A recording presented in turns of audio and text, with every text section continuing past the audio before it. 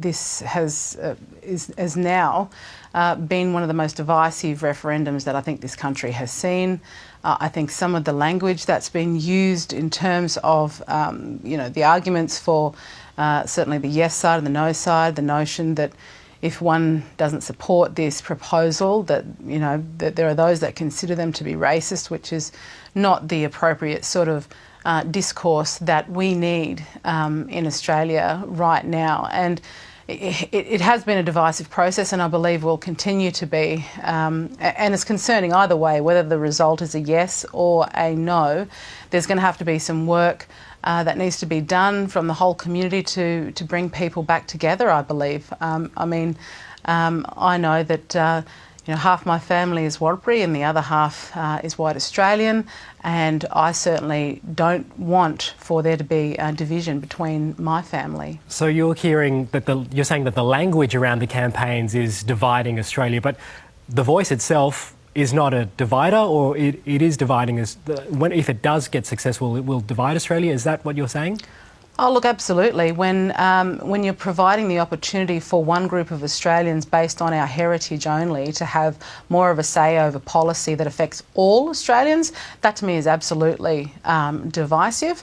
And, the whole premise of The Voice is based on this idea that as a race of Australians, we're somehow inherently disadvantaged, which is not true at all.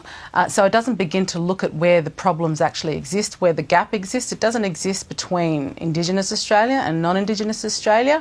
It exists between those of us who are doing quite well, quite privileged, and those who are pretty much marginalised. And the most marginalised are those whose first language isn't English, who live in remote communities. And I think if we focused our efforts on improving their lives, that's where we'd see results. But I don't see that this voice offers that opportunity. But how does giving Indigenous Australians a platform that they can elevate their opinions to the national discourse and to national conversations, how does that harm? Well, we've already got the opportunity to do that. That's the thing. Indigenous Australians have already got the opportunity to do that. I know certainly people like myself, Senator Karen Little, we have been bringing to the Parliament the issues, the concerns of those living in remote regional communities, and a lot of the time not being heard. So I believe it's about those of us who are paid by the taxpayer to represent all Australians doing our job better to ensure that those people in those communities are listened to. And look, there's a lot of people in those communities who don't necessarily feel as though they will get an opportunity at the table because that opportunity has been held by those who are quite privileged in their own right as people of Indigenous heritage in this country. And there are those that are concerned that this is much more about a transfer of power to those individuals than it is to providing an opportunity for our most marginalised to actually have a voice. It feels a little bit like some of what you're saying is the parliamentary system is a way of representation and the system itself isn't broken, but Senator Pocock himself in Senate said, well, the system is broken and this is one way to fix it. If not this, how do we fix the situation that a lot of Indigenous Australians find themselves in? Well, I think Senator Pocock has to actually provide the evidence as to where he thinks that it's broken. It's one thing to use throwaway lines such as that, and he's completely and utterly removed from the circumstances of certainly the most marginalised. And I have brought marginalised Indigenous Australians to his office to voice their concerns, and he's largely ignored those concerns. So, does he think he's part of that system that is broken?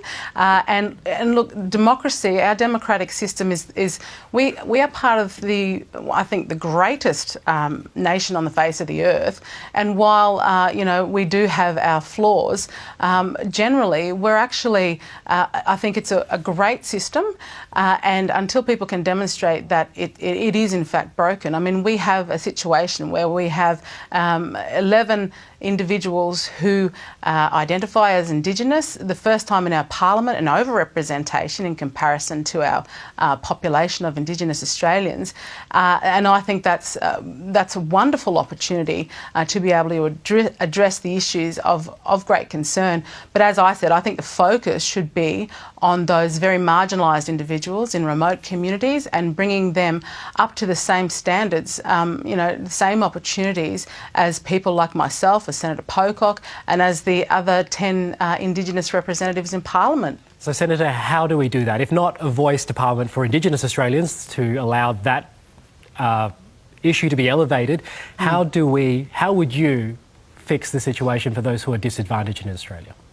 Sure. Well, I would take a fine-tooth comb and conduct a forensic audit of the $33 billion that is spent year in, year out to determine where it's actually effectively being spent, where it's being wasted, and ensure that certainly those organisations that are funded to alleviate disadvantage are actually doing what they're supposed to be doing, and if they're not, there needs to be some level of accountability.